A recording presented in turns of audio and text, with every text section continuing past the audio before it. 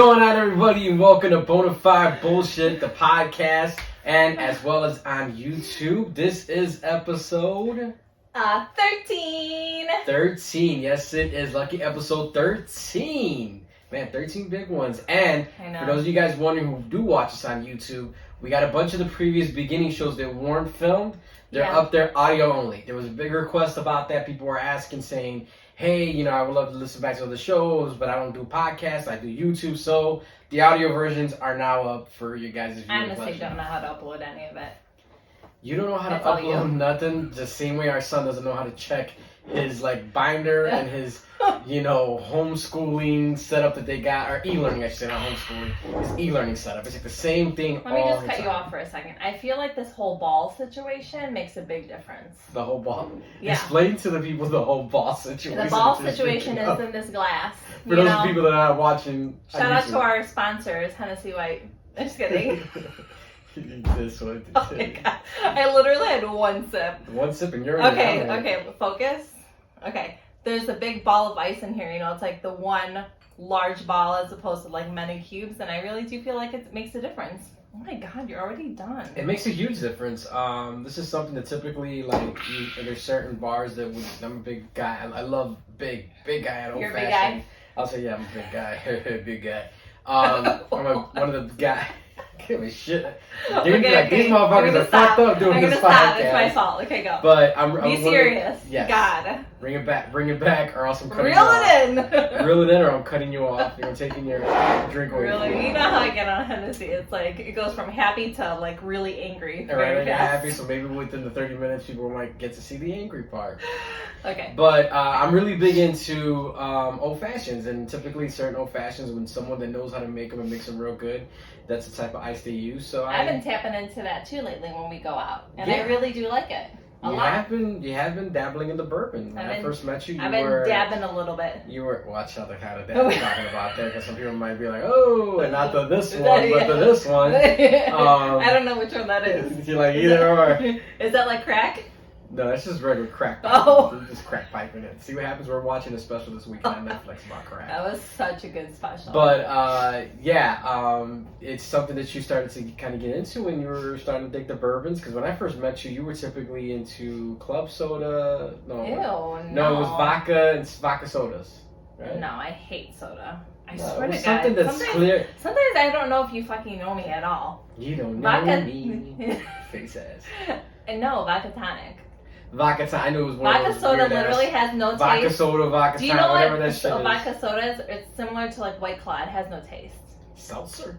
Yeah, it's gross. Seltzer's the shit. No right offense, now. guys. I mean, after they drink it, So I'm saying, fucking gross. Everywhere you turn, every big manufacturer is No. starting to turn into seltzers. No thanks. That's their fucking thing. We have had Truly before, Truly lemonade. I don't know if it's considered Yeah, it's like spiked lemonade. Yeah, it's not seltzer. It's definitely not that White Claw shit. Sorry guys, I can't rock with it. Some people I know like it. The taste is so far away. You know, So it's there, yeah, but the taste yells at you from the other room. Yeah, it's like, hey, I'm Cherry. You're like, all right, I'm going there now. But when you get there, it's gone. It's like that LaCroix, right? LaCroix's another one. Yeah, I can't do it. I can't. I've tried. I don't mind LaCroix. I think LaCroix depends on what you mix. If I'm gonna drink some kind of pop, it better fucking taste like pop. If I'm drinking it, not fucking shouting from the other building. I'm giving up those calories. It better be worth to give up those calories. 100%. So it's a big wave right now. I really felt like I needed a drink though today because I feel so fucking stressed out by this e-learning BS. Big time. I feel like we've talked about this before, but I want to take a deep fucking dive into e-learning and why it's so fucking awful and why everyone is suffering. Parents, teachers, kids, fuck. It's just all around been so awful. Yeah.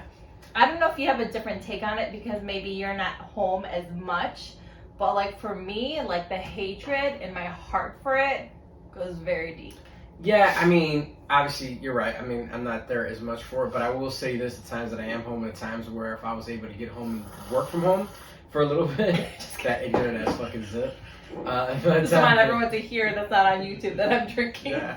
You're like, look at me, I'm a This drinker. is what happens when I drink. But I'm not a big drinker. But honestly, the way I kind of felt is like the times that I did was working from home, and either you had to leave to go to work or do your thing or whatever. Yeah, which hasn't been often. It was just like a complete balancing shit show because we got one son in elementary school, one in middle school, about to go to high school. So the not the learning program, but the work they're doling out is obviously different. The curriculum. That's the word I was looking for. The curriculum is different on both sides because the kid stuff's gonna be kid shit, and Martin's got different classes, so it's different teachers. Where Eli's just got that one teacher. So even then, like it was a shit show trying to balance of what was going on, and our oldest tends to go ahead and I mean, he's a teenage kid. I mean, the attention span's like... He doesn't give a fuck. Squirrel! He doesn't want to do school. He doesn't want to shower. He doesn't want to do nothing. Like, that's just how it is.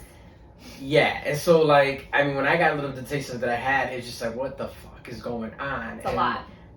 It's a lot, and if you're not computer savvy, which our oldest for being into PC game or whatever, he just doesn't... For some reason, it drives me nuts, and I've said this before. No, he pretends. He doesn't carry certain PC savvy skills where, like, the email etiquette, notifications etiquette. I mean, we see he even does it with his phone. Like, oh, I had a bunch of unread messages. I didn't realize. Like, he's just, like, real nonchalant with it. So, it definitely becomes a big ordeal when you have days or weeks, like, for the day that...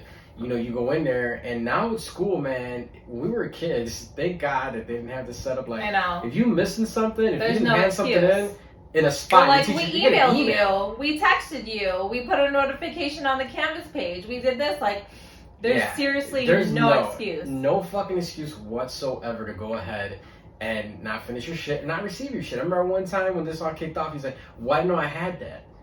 And you did, and it was like right there, and I'm I'm like, bro, you're at home. This ain't your fucking locker. You can't say you forgot it. It's such a weird.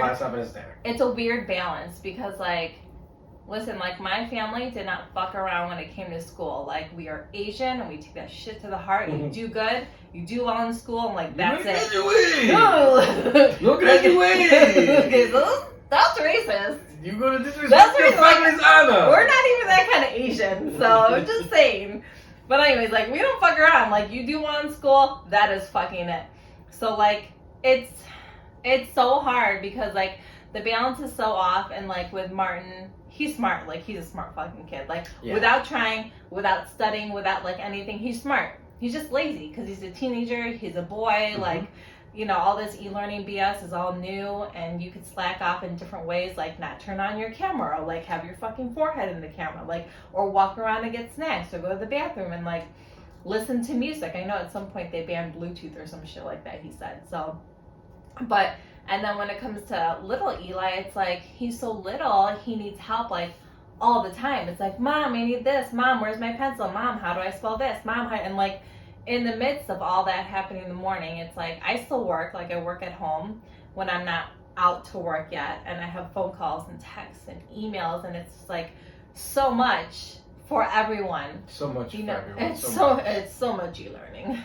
But going back to 90 Day all the time. 90 Day I just hit my face on the microphone. Jesus Christ, I'm a mess today.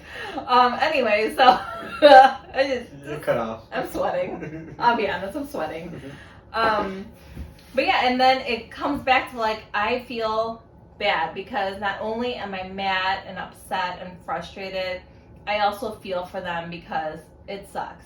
And how do you learn on Zoom? And how do you talk to your friends? And the social aspect isn't there. And especially for little Eli, like those teachers, they have something special, especially in those grades, like K1, first grade, second grade, third grade, like, you're just getting in like the role of things in school, and they have a way that they teach those little ones, like, and there's little special ways, like how to do math. I'm like, I don't have that, no. Like, not everyone has that, and I'm not one of those people who ever said like, oh, teachers have it easy. Like, no, people like teachers and nurses are like fucking special angels sent from above.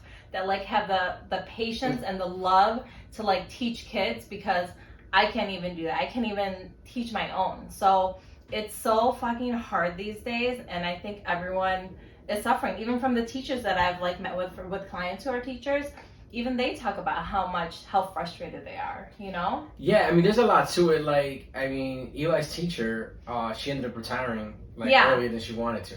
And she fucking retired. Stated, the most amazing teacher we've ever met in our schooling career. Yeah. Like, retired because of personal reasons.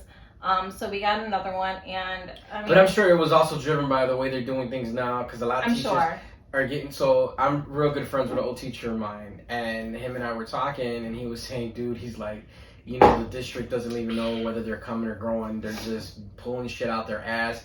But the problem is, it's like us as a parent, who's the first face we see for school? The teacher. So some folks and some parents' mind right off the bat, they're like, it's the fucking teacher. She knows what she's doing. She's a dumbass, or he's a dumbass, or he doesn't know what he's doing. He doesn't know what he's got going on. When it's like, you don't know who's the superintendent. You don't know who's the director of curriculum.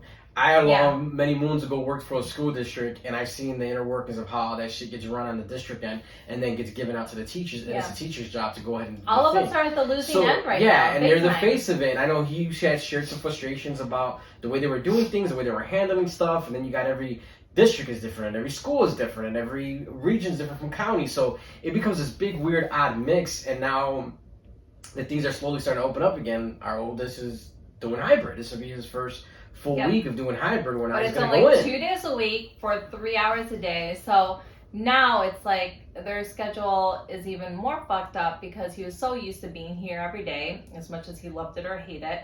But now he's also going into school. So now there's things that need to be done in school and do in school, but then there's stuff to be, you know, done at home that needs to be turned in online. And as a teenage boy, girl, whatever, like, it's just a lot.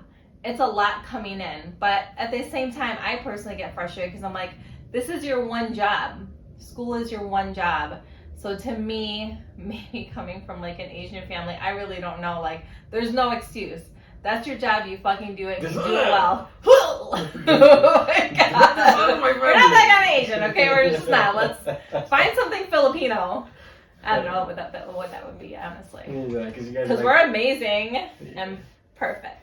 But yeah, I mean, there's a lot that goes into it. There's a lot of stuff that happens, and there's stuff that parents can get frustrated real fast, and I've seen you get frustrated with stuff, and sometimes, like, with our oldest, and days like today where he's not checking notifications, or he plays the I don't know card, and it's like, you have no reason to play the I don't know card. I get it. Maybe you lost track of shit. Maybe your brains can't compress that much information when it comes to dates and due dates, but there's tools for you to use, and tools that he chooses not to use, and I'm sure he's not the only kid that I know that's happened to. No, other friends of ours share the same thing. I definitely think I know that we are not the only one who feels like this, as well as they're not the only kids who feel like that too, you know? And that's why it's like, it's hard because I get so mad.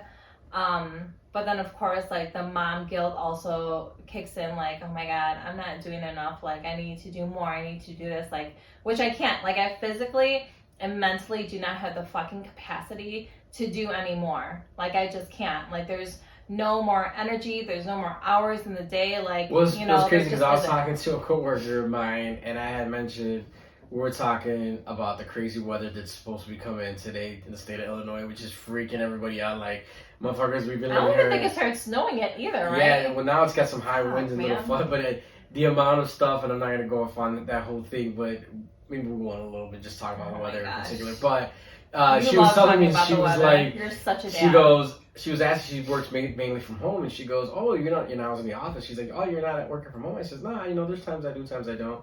And then we were talking about the school schedule, and she was like, Jesus Christ, she doesn't have kids. Well, she's actually pregnant to be a first-time mom. But by the time, obviously, her baby will be born, hopefully everything's back to normal. Let's hope so. But she was saying, she's like, I can't fathom how they expect, what if you have that single mother, that single father, right, that or family household that can't work that schedule where they can't be at home with the kid learning? How does that work? What do you do? Or you don't have the money. Like, I see some clients who have, like, they work at home, but then they hire, like, a nanny or something of that nature that, like, help. Like, some sort. Or... How do you afford that? Like, not only are people not working normal hours, they're working from home. You're buying more food. Like, we're buying food up the fucking ass. It's disgusting. And then obviously we're getting, like, no extra money because, again, working less. At one point, you were the only one working for quite some time. And about a month and a half, Yeah, our family business, which is client-based, which we go to different clients' homes, obviously we weren't visiting clients for, quite some time. And even now, it's very wishy-washy as to how people feel about us coming to their home and stuff. So like, how is that, like, in my mind, like, how is that possible? Like, I feel very lucky and grateful that like we have been okay during this whole time. Has there been struggle times? Of course. Like, you know, you've lost out on many jobs that you usually have that brings us a lot of extra income, and we've lost that, like, and we have definitely felt it, but we are lucky enough to be okay. But like other parents, like, even the times where you're like, you know, only go to the grocery by yourself or whatever. How do you go to the grocery by yourself if you're a single parent? You know, are there times you got home late and I'm like, I really need to go to the grocery and I have to go by myself? Like, where is the balance? Like, how do we do this? Like, no one fucking knows, I feel like. And if you do know, please fucking tell me, because I'm a hot mess. And I think that's the general consensus. I think everybody's a hot mess, and I think people don't really share a lot of that out forth or into the front and let people know and talk about it.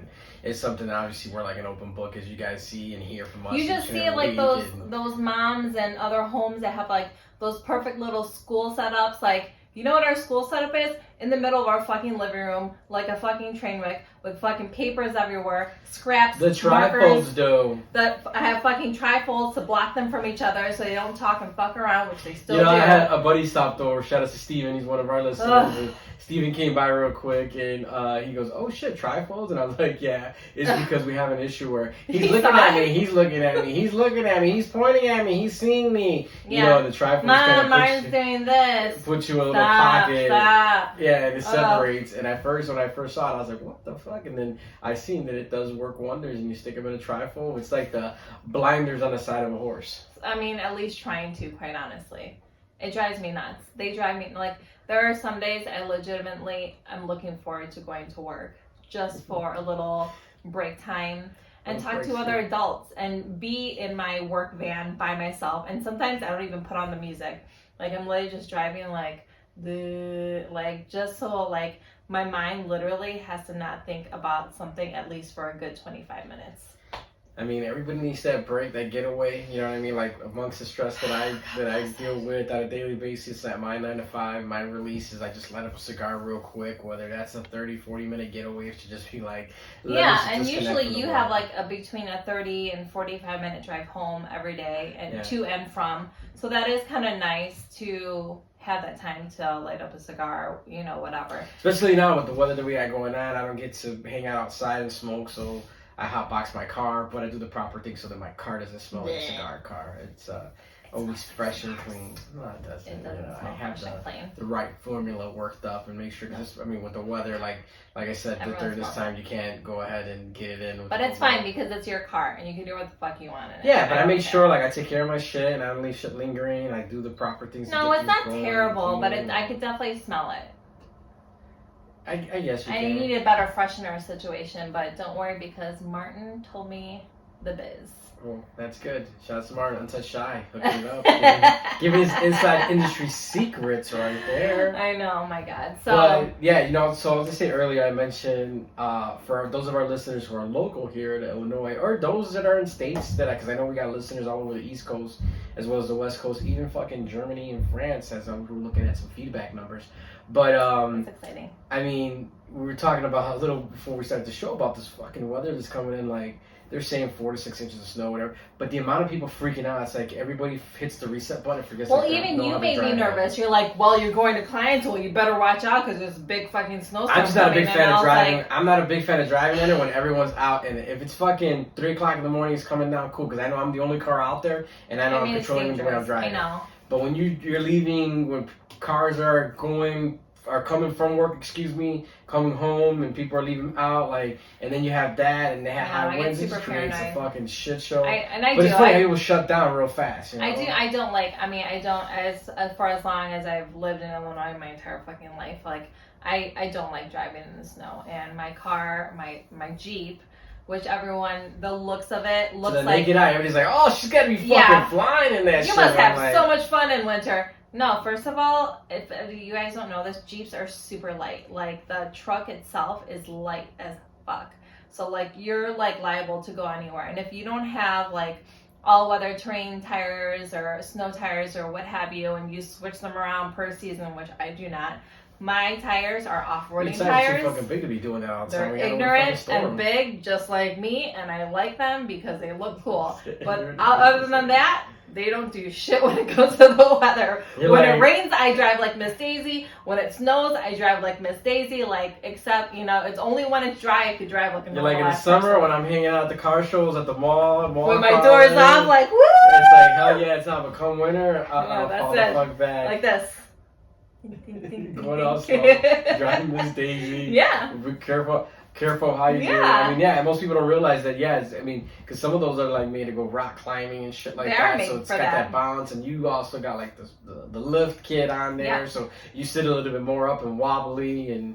But then there's certain Jeeps that I see. I guess maybe they do the all-weather stuff. Or they're kind you can tell the tires look different. They don't look like mine. Yeah, they're driving. They're dropping in another gear, and they're like hauling ass. Because even though I have a Jeep Grand Cherokee, and even though it's got so much better. It's got a snow mode or whatever, I'm still cautious because weather is weather. Yeah. No matter what kind of tire. The weather outside is weather. That's one of your favorite movies. It is. Wait, what is that called? That was with what's Forgetting his Sarah Marshall. Saving Sarah Marshall. Forgetting Sarah Marshall. Oh my god. That's like a tongue twister. Forgetting Sarah Marshall. Yeah, the weather outside is weather. Yeah, that is one of your favorites. Yeah, the weather outside is weather. But yeah, it is very dangerous. So I'm very paranoid about driving. Now, is there a reason why that is what you typically tend to like more movies when they're like holiday movies from my notice in our tenured? No, I mean, my favorite movies are 1, holiday movies, and 2, like suspense movies are my favorite. Like all the, who's that? Liam Neeson, like all his movies, suspense, like drama. I like that. I don't do horror movies. Like I'm too much of a scaredy cat. I find you turn it up a couple notches when it's holiday movies. So like. I fucking turn it the fuck up. I sure do. Like I don't fucking play when it's the holidays. I'm hearing you in the back. Like I turn the fucking lights on before Thanksgiving, and then I start watching Elf. Yeah, over and over. But I love holiday movies. My favorites are Nothing Like the Holidays, which is the one with John Leguizamo, your fave. Yeah, that was a good one. It's good. It has your Puerto Rican family in it. It was filmed in Humble Park. I feel it. Yeah, I love that movie. And my other favorite is what is that other one? Which other one are you talking about? The one you always say is British. I forgot because that one you're always like, let's watch that one. It's gonna annoy me. And I always go like, nah. Love Actually. I'm like, nah, I'm good on that. Yeah. Like, but it's a great. I'm like, nah. I don't know. I think I like it because it's a reality. There's a couple who's having problems and they go through a divorce. There's another couple who are so much in love and they so much in love.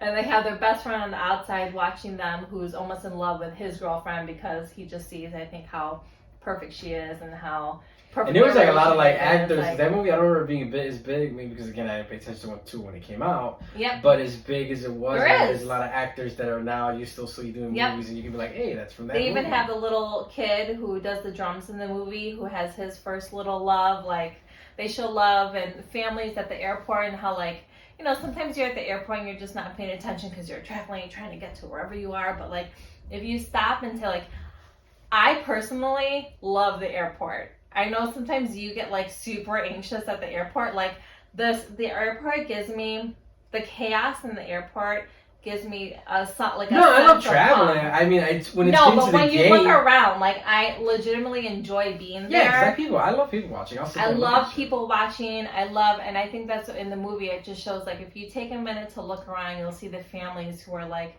uniting with each other, or loved ones who are like meeting, haven't seen each other for a long time. We're saying goodbyes. Like it's all those like sweet things when you look around and you're like, oh, there's other things happening besides people just kind of like moving and being crazy. I think when I'm at the airport, I mean, I love going. I love traveling. I love going to the airport. I mean, it's crazy to see the way people act. You see all kinds of characters, people from doing business, family. You see it all. I love that. One time, one travel, I was able to be very fortunate to hang out in the American Club, and they have this like all these windows where you could look down and see everybody clearly. And I was just sitting there, people watching, enjoying the free VIP snacks and shit.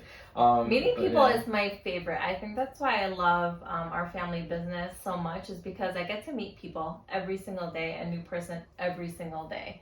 And I just like learning about you, whether it's like what you do, what you love, your culture, how you live, your kids. Like, I'm just so interested. Like, I feel like we're only here such a short amount of time, and our circle is small, obviously our close friends, but to like get to know people of like different places that you never get to see otherwise in the airport, I think that's awesome. That excites me. No, it is. And it's like, I mean, like I said, was very fortunate to travel a lot, and there's people that I've met that I sat next to on an airplane, and some people that you don't really talk. You feel like every time you travel, I feel like you run in or end up seeing like, whether it's a celebrity or someone famous, like, I don't know because I don't pay attention. Always... Like, oh my God, that's was it a skateboarder we saw one time? We saw Bucky Lasek one time. That was together with you when I was on a business trip. I saw obviously people I Kevin would never Nash know. From wrestling, Too Sweet. Oh, did you see him or did we? That was when we were somewhere. No, I was traveling for business when I saw him down in Atlanta. When I was coming back, then I saw Michael Bivins from Velvet DeVoe too. Got to see him. I mean, there's a list of people that. No, it's so random. Wale, who's a rapper. I just don't know how, like, I mean, for the most part, I don't know how celebrities and like singers and artists, like, I usually don't really know how they look like, I guess. I don't know. One of my favorites was Peanut Tillman, Charles Tillman from the Chicago Bears. Ran into him at O'Hare. He was real cool. We took a picture. One of the biggest dicks I ran into for any of these hockey fans, if you're a hockey fan, was Chris Chelios. And as a kid, I was more pissed off. I had a connecting flight at LAX. And I thought, like, man, this looks like Chris Chelios. It's got to be Chris Chelios. And I'm starting thinking, why would he be on the West Coast? Like, what's going on? Like, he hasn't played hockey for years.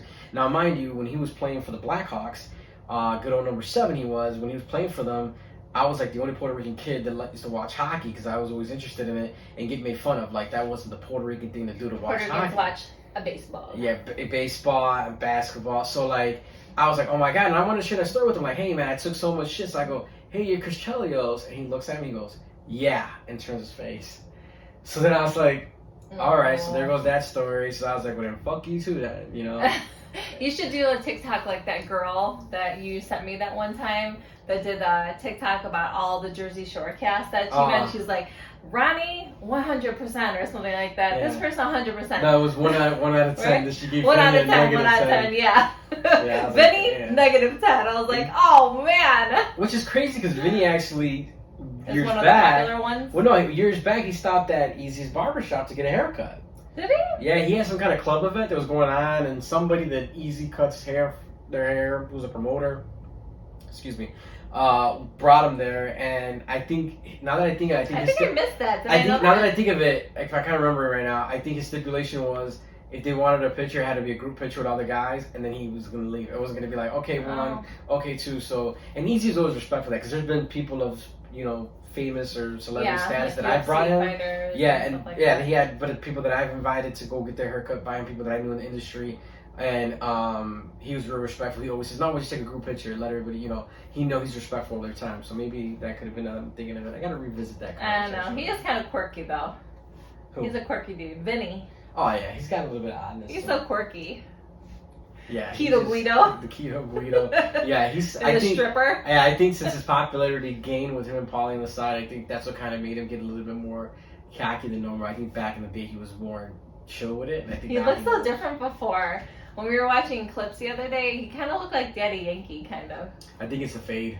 Yeah, it was the fade and the glasses from back in the day, the bigger ones. Man, my Daddy Yankee face too went I know, you did. We all go through that shit. Yeah, you did have that Daddy Yankee face. It's always cool to see those and go back and visit some of those pictures and look back at it and be like, hot damn. But that's like we were talking about last week's episode where it was like growth. Because I look back and obviously my hair is more out now curly. I got a semi-whatever beard if you want to call it one, and it's crazy to just revisit those times. And for those of you guys listening today, you posted, was it a story post or was it a post on the page? Oh, about my whole days? Not just that, your Chippendale days. Your whole days would be a couple posts. Yeah. There's your a lot whole days more. would be a whole other fucking page. There's a lot more. We can't get into that. Yeah, there'd be a whole other fucking Instagram page you can follow for those days. Yeah, it was the Chippendales. And I started when I got a tattoo of Billy. oh my God. You will never forget Billy. Nope, I will never. You want to tell the Billy story really quick? Yeah, before we shut shop down here, because we're getting towards closing time. I'll have to post a picture on our page or something like that. But he will never ever stop giving me shit for this. So. Yeah, so you never brought it up. Okay, you want to start this? Yeah, I'm gonna start this. Okay, you can start it. So this one hits close to home to me. Swirl, get a little sweating. Because I'm already sweating anyways. Well, one time we were hanging out and we were sitting down, we were watching a movie or whatever, and you had your foot kind of up, and then I noticed this like weird etching in your ankle. Etching? Yeah, oh and I was like, God. And then you look in the right light, I was like, what the fuck is that on her foot? I'm like, Sure. did she get burned or she got like, I'm like, oh, and then I noticed so you move your leg and I see in the light the shape of a fucking heart. It's so bad. So I'm like, oh, it's a heart. I go, but it's really weird. It looks like one of those cattle tattoos people kind of get. Not as beveled up, but. And then you look. For reference, you guys, it's right here. And out of suddenly, I look and then I see what I can make out the letter B.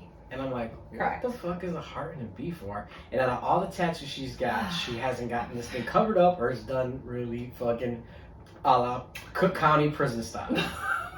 Like she got the shit in fucking It really county. was done. Okay, so when I was it was either 7th or 8th grade. I'm pretty sure it was 7th grade. It was 7th grade. I dated this boy for literally 2 weeks. This white boy who, it was only 2 weeks. And he dressed like very gangsterish. Like, I don't know if I was just like, I know, like, exciting. Like, it's, the suburbs You're like 187. I grew up in suburbia and, those kind of things were exotic to me. So, and look where we are now. So, but anyway, so I was dating him for like 2 weeks, and I don't know what made me do this, but I remember I took one of my grandma has, oh my God, I don't even think I told you this. My grandma has diabetes. I know, my grandma has diabetes. That's besides the point, but you might do that. Yeah. Oh my God. But she pricks her finger with the thing, to test her blood. So anyways, I took one of those, and I carved a heart. Like really hard, you guys. Like it wasn't just like a thin line. It's a very thick line with a heart and a B inside of it. It looks like an A. You really wouldn't be able to tell because it's like a piss poor job. And like who does that? I did. So we dated for like 2 weeks. I don't know why I decided to. I wish he knew this. Like how pathetic this story is. Some bitch out there has B on her ankle for me that she etched with her grandma's diabetes fucking needle.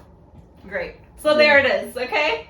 So there it is, the height of my days. Yeah, so eventually we're going to ask you guys, we're going to put a GoFundMe together to raise money. Oh my God. To get a cover-up tattoo for the Billy diabetes tattoo. Oh my God. And knowing you're actually probably put the needle back in my grandmother's packets, and we're like, here, fuck it, roll with it. Oh my God, no. I do have to cover it, but it's in such a weird place. I don't really like ankle tattoos. I don't know what I would put there, so that's I don't know, but all I gotta say is anytime I see that foot of that leg, the first thing I think of is, oh, Billy.